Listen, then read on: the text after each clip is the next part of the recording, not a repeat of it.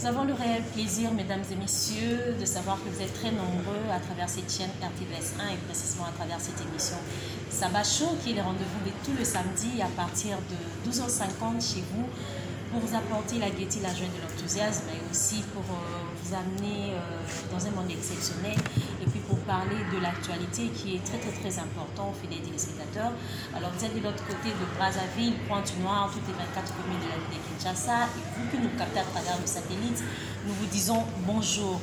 Sabah Show est là pour vous. Moi je dis toujours, il faut appeler les voisins et les voisines, que Charlène Moulitana, Chacha MBK pour les intimes, Aza Dejawana pour les comptes de Sabah Show. Alors merci beaucoup déjà à Alain Trésor Guidena, double brassard, moi je l'appelle comme ça, mon chef, mon réalisateur, Alain Trésor Guidena, Brandon Milalou, Agérès Mabeka, toute la grande équipe de cette émission. En tout cas, je vous salue et nous sommes là, fidèles téléspectateurs. Vous-même, je crois que même derrière moi, il y a un décor, c'est-à-dire que nous sommes à l'hôtel Béatrice, c'est là où est logé les artistes de Wenge. Donc, quand je parle de Wenge, vous avez directement compris que les amants qu'on a des toutes années sur ces plateaux de cette émission Sabah Show. Alors, sans plus tarder, fidèles téléspectateurs, alors j'irai directement dire bonjour à mon invité et pour vous découvrir ensemble Nabino Mbola Nabiso de partout dans le monde. Alors, bonjour Titina.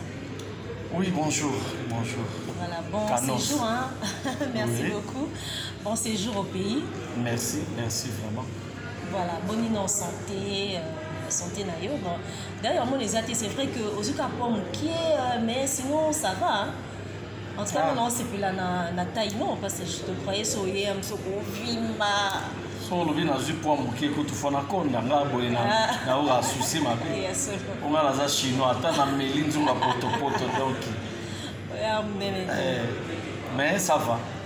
Qui m'ezali par la grâce de Dieu quand nous sommes là. Yo pe na moni bonne mine donc ça va vraiment. Merci. Malgré na Kinshasa mais aux autres journalistes vous besoin défendre. Ouais, Toko ni revend au Canada et puis il benda moto pe ezali quoi. Merci beaucoup, Chitina. Alors, Bonino Bakuta Nikilikuna, Tiki tout ça va. Qu'est-ce que c'est parce que vous appelez la carrière solo? Ma camion tout de ce côté-là, au Tiki ça va. Famille d'abord. Na poto dans un orchestre c'était famille de. Bana bazakuna donc natiki bango ça va. Lelo kutu babandi classe lundi non. Donc ça va, on a bien eu tongo déjà, tout ça. Orchestre na poto na zangote naza artiste indépendant. Donc ce muta benginga na betela album ou concert yokani akatelinga mukenanga na beti. Voilà. Alors Ndoyi Morolobi artiste indépendant.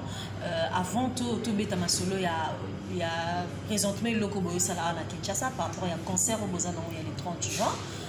Wenge musique 4x4 tout terrain. En fait, Nenge Otoloba qui nous a indépendant sur Babeti, Babengio, ok, mais ils en a deux albums on salara no comment affaire à suivre. Alors, wana sikoyo to tant et bimi to sukika wana ou continuer en fait va projeter un autre album même sous couvert orchestre, monsieur Sounini ni to ko retenir en fait. Et là, on va retenir qu'on a des albums où on a lobby. Il y a les beaux titres là, il y a no comment. No comment. Donc, il y a un commentaire. Il y aura la musique et bêta mekuna. Vous comprenez? Et puis, il y a mis balais à affaire à suivre. Donc, l'album est bima, mais ma camonamo est à suivre toujours. Donc, le rôle de ma titre, on a une silité, sa troisième thé. Malgré que troisième est ça déjà qu'on s'est préparé, mais affaire à suivre et ça non à suivre. Voilà, juste un peu là maintenant tu évolues comment? Ce sont des choses bêta, des choses indépendants, mais il arrive à payer un sous au bêta moi banjonding moi il y a eu moko on ça là nous bien un groupe moka d'accompagnement ba eka ba accompagner. Oui, na poto to ben bon ba requin. Donc bazali na bango pour éviter que ba professionnel, sur un événement samedi na ben déjà lundi.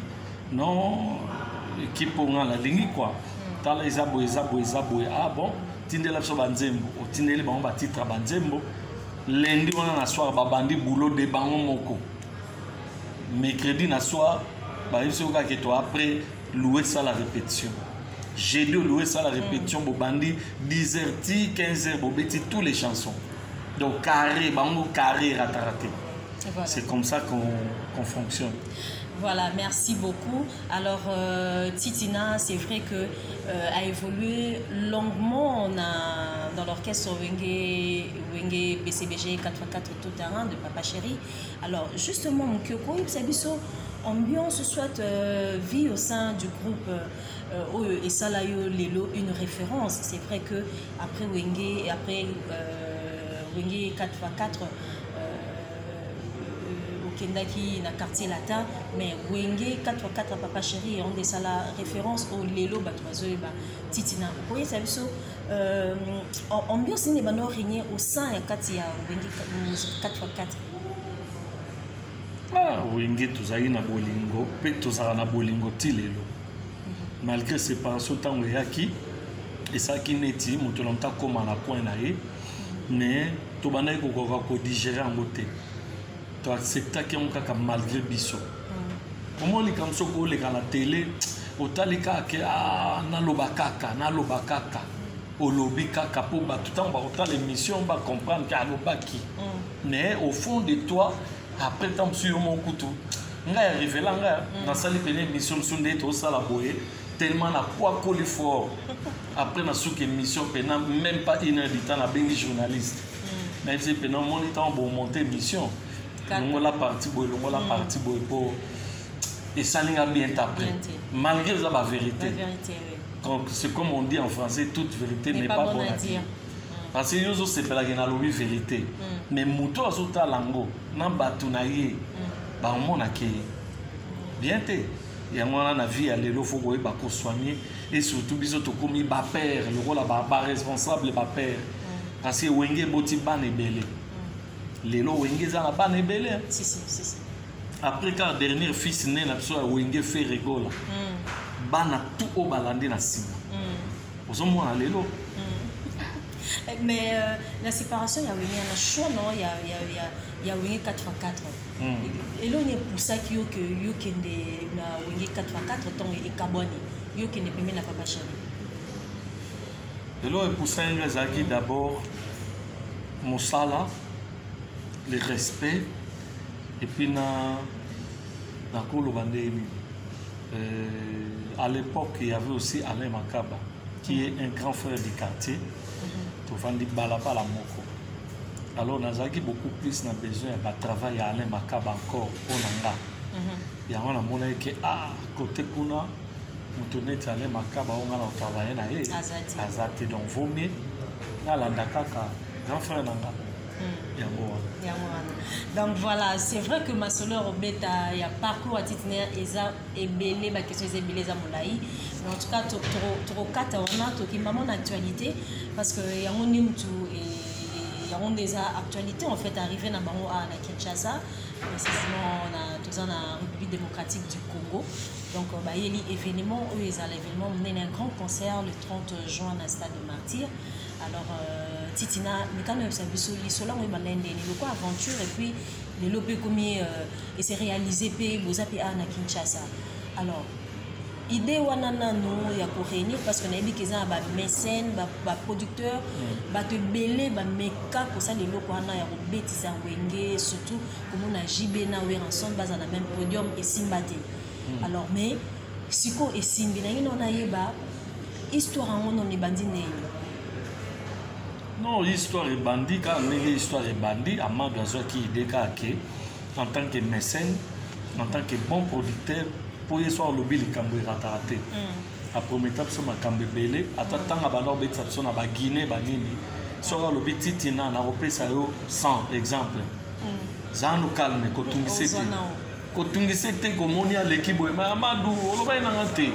Au revend, on a un couteau au monde, au Bossanaki, mon habitué à l'objet, mais je t'avais promis ça, non? Voilà. Vous comprenez? Il y a un monde qui est homme de parole. Oui. Et pourquoi pas, tu es bien, tu vas y pourquoi pas? Il y a un projet dans la salle, na tuna ke ka eloko liboso. Que nengo benga au solo déjà na ba jibe na ba wera. Alobi nanga de ce côté là, il y a pas de souci. tant on a eu quelqu'un malamoko nazalaki apaisé quoi parce que ko le kana projeté ko bana titina sans ko solana jibenawera na baba administrateur nyonso voilà Hollandi voilà. Mais c'est un grand projet, il a habité producteur Amadou. Ce qui est carayé ou bien ils ont même mis sous ils ont sima wanate parce que le zolo bama que non même président c'est un sima masolo yo oh non ba te belé ba koti masolo ils ont pas Mamadou est-ce que ils sont conformés biso que ils ont le seul producteur Mamadou yé ni mutu asimbi masolo ngo parlant na website yo tout tika ki mutema mabe so toujours continuer na mutema mabe Congo e obonga te c'est-à-dire hein c'est-à-dire na peut exemple moko nga na uti poto 7 ans après parce que na uto bima ça fait 7 ans netika netite kolala kolamuka na zongi na mboka na kuti na aéroport mutego yamba biso parmi délégation ya bato bazalaki à part vient nga bubulu yonde la CCI les conduits protection na monaki colonel Pipo qui est vraiment avec tous les respects aza ami na biso to kolina ye colonel tango bazokwaka Pipo ya wenge muzika comprendre donc alinga wenge azana biso na sule mange kuna na ba na tonde to kolina ye to zana ye mais na kamu bona kiti boye ayego yamba biso ba soda na pied d'avion ba soda na tuni mais wana mutu na ngati balobi a mutu na yo mais absolument ça musala po aza mon compte na tuni bango mon compte no c'est mon colonel gabi wow uzomona et sengo ya bosakana te on pour dire que ce qui mutema mabe o bandolo ba ce qui mutema mabe te batum super bako boudé na bango ndebe ka bazo boudé alors ba obi laisser le temps au temps on les attend à Amadou parce que les kambo ya wenge mingi ba yaka ba betisa mais simbate on a le bet tout à l'heure oui bi que to beta RTL na fête ya anniversaire à RTL Jean-Sébastien Massiala que j'ai salé en patient à Betsa Bissou mais ils ont eu un moutoumoko Bissou tout au betaki Jiba la guité Ségan la guité Fikaraza la guité Ozolanda tout goûté il peut poto yango bimaga neti voilà mais aussi que Bissou tout aux beta et puis rendons grâce à Dieu parce que tout le monde est encore en vie. Voilà. Par rapport à groupe le plus important c'est ça donc batuba tika na bango mutema likunya ezatan na biso nzamba sengi eloko esala masiko il y a aussi des bakam sous ces mois ba santé za mois bien tel batum sous parmi les collègues mais ça va passer ils vont jouer d'accord voilà OK merci beaucoup jouer. Comprends voilà. Merci mon premier beaucoup. Nazoya. Merci beaucoup Titina. OK. Merci beaucoup Titina. Alors na programme Sikoyo, na programme il y a les 30 jours na concert en fait avant de commencer concert parce que donc Nassili Sakité pardon pour dire parce que Toto Kalou Jazo bien on tozana Béatrice donc comme le roi a parlé ambiance donc mutazaka na balcon kuna nani oyo donc voilà c'est qu'on est zaboye Amadou ana mbongo na ye azana ba moyen na ye azana des jets privés na ye OK ana des jets parce que c'est vrai qu'il faut qu'on se le dise pour réunir Wenge Ezapé. Et on a lobby aye baki derrière makamba zo linga sala. Abongama ki déjà. Eza loko loso ke nungo bala mwasi ono ka na mbongo akaze moko. Maintenant famille ya mwasi ba go beta yo pena balandi yo abe. Sozo ke no bala mwasi fo bonga mapenza. Costume penza oyebi ke no ba famille pe bazana basengili puta mama ebimi. Sapato papa ebimi. Ah to gipe docteur comme si inde nini obimisi. Yo siko bonga mito obetsa Wenge. Et aussi batté. Mais en tout cas, sinon, dans mon producteur, Bossolo est bien par rapport, non, il y a cachet, il y a contrat, parce qu'on est invité, contrat en mots, et ça juste pour ces concerts, ils allaient le 30 juin, ou bien vous avez des projets, dans ma concert, ou il y a album, ou soit au sous Kanabinoka, sous concert et Betty, et puis ma rembessine. Au moni, côté makambo kote ya contrat, o makambo ya Bossolo li bien mbongo, longo lango. Pour ça, to sola li bien te to boy royate. Toye d'abord, on a nous pour na bolingo. To beta kala 25 ans après. 25 ans après. Na beta podium mon na patient, malgré na poto to beta na mais na chaleur à Kintikolo. Na beta na Alain Makaba. Na beta na Didier Masela. Na beta na Jibem Piana. Oué Ranson, to beta kala. Tata Dominguez, Yassiele, Namanda Chante, Melia. Donc, pour nous, l'art, mais la robeta, mais la matière, vieux na zongi. Parce que Bamsou va au boulot, on est à bout de déjà 100, 200 000. Attends, tu as 100 bon, on te pour biso de la netina na Congo, biso ba Congo to na Kinkita. Voilà, merci beaucoup en tout cas Titina. Toujours continue l'émission. Je vous rappelle, fidèles téléspectateurs, que nous sommes à l'hôtel Béatrice et vous nous suivez à partir de la RTVS 1 précisément dans cette émission Sabbat Show. Donc prenez rendez-vous déjà sur raté émission Lelo. On retrouvera au mercredi à partir de 13h30 la rediffusion de cette émission. Alors toujours continuer na Titina. Alors Sikoyo. Au programme en fait. Si, parce que Bozan Akina, est-ce que Bilonio surtout est déjà complet, beaucoup qui déjà Nakin, parce qu'il y a Emile Yakoumaki hier, je crois, si je ne me trompe pas. Oui. Alors, artiste Nios Format Beta, Bilonio tout, Bozan déjà complet, si beaucoup qui a Nakin. Oui, presque. Donc, presque tout complet. Et quelqu'un Burkina Faso. Arata qui vole suite, il y a test PCR. La salle qui me demande en retard. Alors, tant qu'il y a une compagnie, non, il a raté les lots de lobby. Non, il faut une semaine après. Il y a d'autres Angleterre. Il y a donc à Okoma, vendredi, il y a les 6. Voilà. Alors, mais arrivé à Bino de Bokomi, tu as Bino à la Kinti, le 30 juin, jour à concert. Ou bien les boyés, peut-être un masolo, c'est ça qui fait beaucoup de millions, ça peut beaucoup de boyés, habiter sur Zandé. Normalement, sauf imprévu, nous sommes producteurs de 5 bisous, tu déplacer mon quai, tu as des cap verts. Pour ça, là, single. D'accord. Après, ce qui est zongi, à partir des 15 ou les 18 juin, nous avons vendu sous pour te préparer sous concert. Mais là, tu as déjà préparation en coulisses, il y a concert déjà. Il y a concert. On single déjà. Ah, ok. Tous ans, on a ma casse. Où sont les amakas?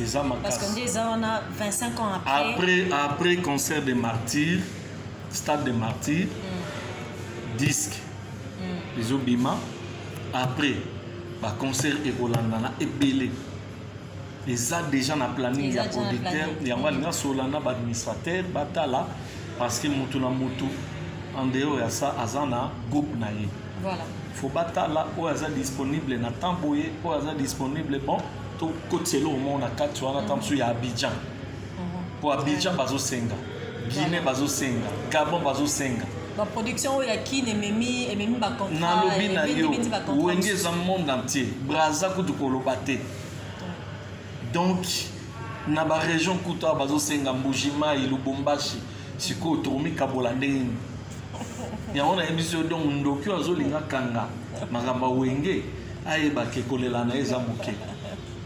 C'est vrai que génération ya Wenge 25 ans après, beaucoup de bino artistes et puis na ba fan na bino ba on surtout la génération ya Wenge. Hollanda qui ouais ensemble lobby na RTNC, la chaîne mère, chaîne nationale.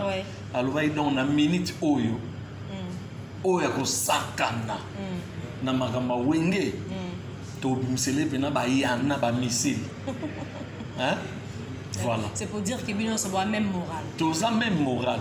Au tumboli élément moya Wenge au tumboli bisoto. Voilà. Au sakani penza tato banda au kende boye. To telino to bia ya nga meka to tourner wa. To leki sous. Voilà. Vous comprenez? Merci beaucoup. Alors, Titina, on a invité ceux qui ont programmé. Dans le cadre, il y a un programme dans Bino. Moi, carnaval, moi, quand je suis beaucoup tambola toutes les 24 communes, il y a Villa Kinshasa. Parce que l'artiste, toujours un exemple, la JB, Ouera, même si on est dans Bakinga, Sani, Bakissin, Sokuna, la bête à thé. Parce que plus ces arènes sous Gombe, concert au Gombe, au Kitambo, au Nini. Mais vous avez des fans peu na baki senso na baki ngasa ni kuna. Est-ce que moi carnaval moi exacté que ils ont programmé que beaucoup autant moi toutes les 24 communes question y européen sama goût na hein moi avant goût na ba onyo stu bazo vanda moi bana ba centre ville en fait. Oui vous en avez raison, ils ont idée mais carnaval pour nanga ça craint aussi. Ça craint dans quel sens? Ça craint parce que na minute oyo oyebi king nezali. Bato bana posa événement. Alors que bana nkuto betindu la moi le 30 té quand na carnaval à Pamba embriema pe salami. Non mais vous allez sécuriser non? Il y a on a lobby. Vous allez sécuriser mais yeba Colonel Azar. Yeba que sécurité obima muke par rapport ya public au bagoya na carnaval. Alors faut pas to linga to perturber nini. Programme na ya sécurité et comme mobulu. Pour bato ba oya yozo mona ka ke yoza na nga normal to tambola mais na nenga la bi batakine 25 ans après carnaval on est au risque so yiko salama nango yiko salama en tout cas toza pour que salama mais faut ils la peine na banao donc faut pena donc sécurité et sangana na likundi na la police na bana moura na colonel pipo tchemba tunaye donc général donc na émission pour blaguer ba dire ça faut pas kota masolo parce que sécurité fait à assurer o bago yiba mise mokoti mise dans la car pena ya nini ya carnaval mais ba yibi ba péché faut que keba pour dire que batu en fait population bazana soif wana ya komona wengeli sous son sala lobika na RTNC na libanda wana bato bayaki mais n'est pesa qui a vraiment sécurité ya RTNC ya porte cocaïté. Alors pour dire que donc ils attendent wenge c'est la force wenge ça esprit wenge ça patrimoine ba kakol na mi donné to telembo donc chaleur ça déjà chaleur partout aux les kabato sentir que on a mwinda bana wenge. Voilà, mais Yomo Titina personnellement, ils ont salonné 25 ans après, beaucoup de binonios tout dans le même podium. Il y a un lobby, ils ont salonné 5 ans. Nous avons dans les 30 jours, on dirait comme musique. Comme musique. Et ils attendent donc lobby après lobby. On a un kanda, ma bédon, on a 2 mois de préparation. On a 2 mois à défaut. Ah oui, et ça a bien côté cadrum. Donc avant dernière chanson déjà quand Gani Robert Aloba Bolingi Matabisi tant qu'on a fait sa passage na télé Midou de Boukani. Pas qu'au Soudan côté donc comme irréparable. Mais c'est un concert et katana pas. Mais Kazinze Mbasuka déjà Bolingi Matabisi. Toi Moussou c'est aux alama maman remplacer. Alors mais sinon né boza programme za répétition les autres quand te wana to lobate to pesa date te pi programme te ni lié parce que toujours risquer même place en mot à tabobe à coulisses. C'est que ça va répétition mais il est en coulisses. Oui et ça en coulisses mais à ta to be coulisses to pesa lié na jour na date na heure et ça mon boulot. Mais boy ba que toujours banda déjà répétition. Tant super après quelques émissions quelque part. Tant moussous. Toujours. Toujours. D'accord, voilà, merci beaucoup. Alors, en tout cas, fidèles téléspectateurs. Donc, il faut protéger l'information à Bisso. Nous devons protéger base. Protéger base. C'est crime sur ce qui maté. Pour que nous puissions faire des événements et bétater. Mais au contraire, il y a solo bazapé. Maintenant, on dit que c'est d'accord. Basé belé. So que bité ba osala kutu ba réservation ba bima bima né wera ba ki so me la attention. Bima déjà héros. Faut mais là les gens qui s'attention pour ça la ma bête. Té ato meli c'est bon mais bima ka pour ebito na mutema té. Voilà, en tout cas, merci beaucoup. Mais sinon, en tout cas, tous les événements, donc les événements de l'année, année 2022, il y a Wenge musique, Wenge 4x4, Wenge Tonya, Wenge Nino, Wenge Nino. Et ça, ils sont bien. Mais na kati ya batu, il faut, il y a Wenge, en fait, qui ensemble. On a habité tout à l'heure autour de moi la souka la binobi ferigola mais ferigola na kati ya zate pourquoi yondo lo biazate mais non parce que toujours yoka yemo répéter que na likamba que na zake assez donné ndenge yono zoluba que voilà donc tokozala wana mais tant que c'est ça politique na biso tant que c'est ça politique na biso et que ba jour à souka kaka ba kota souka kaka ba une semaine a bandis ko kosala be mission na ye pour alobela pour nga na yebi kazali basola ki na Amadou basola ki na président JB na Weratson donc voilà quoi on est en makamba public Holanda té OK auzala na ye tout le monde oyo yebi auzala. Et Manda chante alors parce que Manda pas à qui na kati Wenge alors Manda. Mais Azali, lobi Azali na RTN c'est ba mona ki. Azali parce que lobi parce que on dirait ça on dirait ba repêcher bango parce que on dirait quand masolon we banda ki bazate ça ce qu'on dit ba pour misko robenda oyo bana besoin na ye oyo fakota o fakota. Bon là on se ça m'a fait selon choix ya producteur. Parce que motabimi simbo on a ye. Exemple typique. Na salsi feti na bi Charlène Lambelangai. Yosko il y a liste bilo au salade. Nathalie qui a poulet, viande tout ça. Na lo bia mbinzote bato alinga na bango ngo penzati. Pour bari mbinzote. Les années producteurs ça y liste na ye. Aye, Nathalie na ba président Batali bango pe ba proposer thème tout boy producteur bi non ngane na bimisi mbongo nanga na zubino na lingi o ngane pe na parce que je comprends les AJB na wera ba ça choix ko ça bato non les AJB na wera té na Tunis c'est une question les AJB na wera té na uti expliquer les producteurs a mimi projet na oui parce que le producteur quand on la galaxie wera na JB té oyo té bon oyo ba qui s'appelle oyo salabo té bango bazo peseka moi idée. Mais pour l'état, les mana 90% un projet là. Par exemple, au PCK idée, il y a un moni bamsou basali, oh yo monité angala éviter parce que c'est pas mon argent, c'est pas moi qui produis. Voilà mais basé là, tout ça sous projet sous pour sa phase 1. C'est un projet liboso kandele kara. Ah, tant sous on est battu à peine énergie. Tant sous qu'on a deuxième projet ce que batu tout bakoya.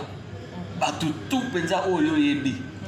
Voilà, na ba membre sous effectif au banda tant Wenge bandaki. Toko somela bon peu ba billet ba yepé. Mais alors Alain Pela, est-ce que Alain Pela Rosala Pela bino? Pas parce que n'aura qui fait la kaya mais j'ai eu un problème moro puis ça dit que moi il y a sous ces athées Agoya Alain Pela mochoa iskazali na pse bambote to choa kulenda. L'attaquant de base et de pointe. Agoya. Voilà. Alors mes artistes Agoya a un problème de santé. Docteur na le baki a la nanon traitement surtout comme jusqu'avant événement aïe. Ah d'accord. Ok, d'accord, c'est bon. Comment on va rimer aux autres? Non, attention, donc il y a une rumeur, mais tu es pas titina, tu es yo mutopé, c'est pas ça. Rimer au chef de l'État, tous eux qui bisopé.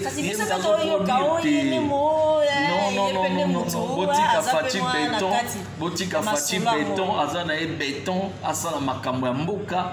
Ba projet to azana ngo ekende liboso souci na biso ya ngwana mais biso toye ko beta ne musique toye ko sala réconciliation parce na Wenge baluba baza ba Congo baza ba Swahili ba ethnie nyonso voilà donc on l'a saboling on a sur le 30 juin ceux qui président Monique ceux qui président Monique abana oyo ba sepelisi nga na ndenge basali ba beti eza pe parmi ba idenga na zana ngo so bina kabela bino o ba voiture o bandako si to la tombe ba costume to tenga directement to eza mais to sengite ou bien ozo ba déjà to lé soki moto aza na nsima na biso tozala boye niveau ya motivation oyo boza nango niveau ya motivation boza nango niveau papa chéri ye mo mpe na likambo yango amikotisi bato babi mais en tout cas o président aka na kati te eza nango kaka normal ya normal président nana koti te so président nana koti te ma okota soki akoti na kati bosentir mpe différent oyo eza nango nanuka amadu ye moko. Voilà. Ok, merci beaucoup. Mais Titina, est-ce que vous avez un artiste qui a na wenge ou que il fallait qu'il y les 30 jours et que Aza programmé na catalyste Aza te ok yomoko o linga qui vraiment que Azala bobeta na ye. Ah pour la ngai presque bango tout bazali. Presque bango nyonso. Parce que sur nazo kanisa Burkina Faso na yebi kazo comme les 6. Donc ça va. Et tu n'as pas de second ya kolobate. To beta na yeba album abeta banzemba ba champion kapangala. Donc il y a kota banda kala ibwingi. O bato ba mona tamso sega zalaka te azalaka. Banda album akala ibwinga kota tokena ne pepoto. Donc voilà. Mais autre question, mon cas de curiosité, parce qu'on habite sur Wanapesa. Mais il y aura aussi des invités surprises. Ah, ben invité. Mais tu viens d'absorber l'oreille à Missalbi, il y a Foisal. Ah oui, est-ce qu'il y a les gars qui ont été comme invité on a invité à Zota la Bino Kaka na podium tant on a lobby invité à les gars na wengete mais aïe pour soutenir biso et on a invité monsieur César invité aïe à Matipe na podium à Beti monsieur César invité à Vandes à baza parmi invité na Bino ota Bino na podium akoya kota la biso mais ce que c'est un ça ta vocal et c'est pelissé à artiste Torobo il a été akokita kotiti na podium. Voilà. Maman Tchalamouana paix. À Paris dit on a Maman Tchalamouana. Maman, mère avec tous les esprits Maman national à lobby à Kozala. À part yena ni susu invité. On a la ebina no mi balé wana. Yo po kozala. Seigneur so basé belé na Congo. Yo po kozala. Bo c'est ka sélection non il y a deux. Yo po kozala. Ngapi na ozala. Po na oka ko ngo sala album donc il faut wana pe tamso yemba. Donc, Megara, tout ça, l'effort, tout ça, la wana. En tout cas, merci beaucoup, Titina. En tout cas, lentement, sûrement, tu as commis déjà chuté. Mais, ni surtout tu retenir par rapport, il y a les 30 juin, il y a organisation, il y a Nyons tout. En tout cas, on y a tout autour, il y a production, les 30 juin 2022. Et l'autre, retenir, car biso tolongwe bisika tozalaka na poto to salivol mulai pas pour na plaisir to yende ko sala musala to sepelisa bana mboka alors bana mboka pe bolakisa biso bolingo boya jourwana o muto ya wenge maison mère o muto ya BCBG o muto Tonia partout na 24 communes boya jourwana donc stade wana vraiment faut étonda pour toi on a besoin tant toujours bêta tout le monde qui tondi et on peut ça sous chaleur sous l'inspiration sous mais celui qui est commis à matongi boy tant sous ya banini boyote balobi boy non congolais to senga bongote congolais to senga bongote to senga bomoko bolingo voilà. Voilà, alors concert en gros le 30 juin et Rubanda, quand jusqu'à quand jusqu'à l'aube tout... En tout cas, ma porte est au fond, déjà à 8h, 9h. Déjà 8h, 9h. Bah, tu vas kota déjà. Biso donc à partir de 14h, 15h, déjà tout Zawana. Donc tu bandi. 16h ou plus tard, tu démarré. Et mérite ou rançon à l'obaki. Parce que on n'est pas conti. On n'est pas dans le programme. 16h, pensa tu démarré. Ti à 20h. Ti ba 20h. Voilà. Pour photos, on peut tantôt beta publier c'est là. Pour banzembo ça ébélé. Voilà banzembo beta banzembo kaka ya wenge 4x4 tout terrain. To bo beta boko tapé banzembo ya wenge musique à maison mère ya wenge BCBG. Boko tapé ya banzembo ya wenge Tonia ya wenge to bozaka focaliser répertoire na bino ezaka ba chanson car ya wenge autant bozaka ensemble. Maman, événement ou les événements du siècle, ils ont entendu partout dans le monde entier. Si tu as les 30 jours, ils ont transmis partout. Si tu n'as pas photo dans l'Andango, na écran géant. Ozolanda. Donc, en direct, il y a chaîne mère. Donc, album il y a Wenge, on a évité. Organisation de Bossa, il y a journaliste, tout n'a pas popol, par exemple, nous n'avons pas ça pour un côté dans le site. Voilà. Donc, Banzembo Tobeta, Ezaka Banzembo, Oebimisa Biso Wenge. Voilà. On n'a rien à prouver de nouveau à part single Trossa, Nano Ebimité. Tobeta Ka Banzembo, Tobetaka. T'as l'esthétique et bon, vélo. Vélo Mundela Sali, donc ils ont un pédale boé. Ils ont vu vélo, tu as climatisé dans vélo. Simba, t'es bon, on ne peut pas les bandes dans ça. Donc, Tobeta Ka Banzembo, on a besoin de Tobeta Bakine bouger, Bakala et Bouingi, Bandade Mpoko. Il y a un cas public et c'est pas un à part que tout ça, il y a au moins démonstration, il y a spectacle quoi. Voilà. Ok, merci beaucoup. En tout cas, Titina, c'était un réel plaisir. Et Rosano, en tout cas, dans le plateau, dans l'hôtel Béatrice, mais nous avons une émission en direct à RTVS 1, l'émission Sabachou. Parce que ceux qui parlent dans la catégorie, parce que ceux qui peuvent te modifier Banzembo. Tant que la répétition. Et ça, c'est un motif. Public, il y a un motif. Quand on a focal, on a un boye. Donc, il faut tomber taper un disque. Tout à l'heure, on a un disque. En tout cas, côté où on a vraiment habité une équipe, ou une organisation, tout ça, son, il y a un total à concert américain. Que son, les autres, on dirait son, mais ça playback, toutes les années, mais ça. Tout ça fait un vrai son. Parce que c'est vrai que on a Congo un concert et l'autre est rattaqué ça, le quoi son balance aux yeux qu'ils ont craché donc Canos. Voilà. Montasala son ya. Et puis ça que public et bien on bandi balance chacun 16h chacun. Non, c'est pour ça que temps bato ba kota dans 16h déjà vous démarrer. Yo mo zo pesa na ba question, na ba réponse. Non, la zone ba maman parce que yo am sous 7 ans on a yo OK mais ça on sous soto vivant on a ba concert. Voilà. Vivant on a ba concert pour matos à danser zati. Matos à danser zati. Voilà. C'est là matos c'est où ta Belgique. Et puis ben ingénieur de son ba outi États-Unis. Au bassin là Michael Jackson arrangement album.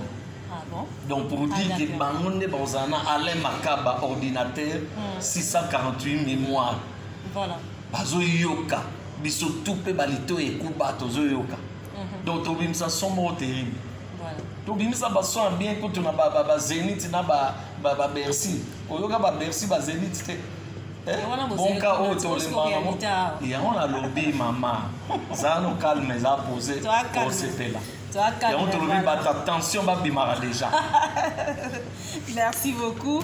En tout cas, Naïbiti, dernier message au moment de la fin de l'émission parce que tu commis vraiment la super. Oui, dernier mot, c'est pour tous ça, Mukaka. Ngalazali ouvert à tout moment. Au Benga, tu planifié. Tout ça l'émission. À tout le bien, il y a des questions. On a pourquoi on a une émission sur le lobby. Donc vous êtes la bienvenue. Donc vous allez dans le bandega qui est bambote. Voilà. Pour bambote zanga. Les zanga est obligé. Na pesi bambote nangana. Bazo benge mikolo les sauveurs. Le numéro 1 à RVA. Vient nanga kalo kalonji. Toujours respect. Et puis na pesi bambote na colonel Pipo. Des fois Colonel People biya ozara sima nga ye moko. Sima batumsu te ka ngai. Donc ibelema ba ozana mo na batumsu be ye po aye bi ba kodi to pesa na ye quoi. Et puis bambote na ngai na petit na nga Cédric Mafuala. Ba fan bazai belé ou Adon Fumu.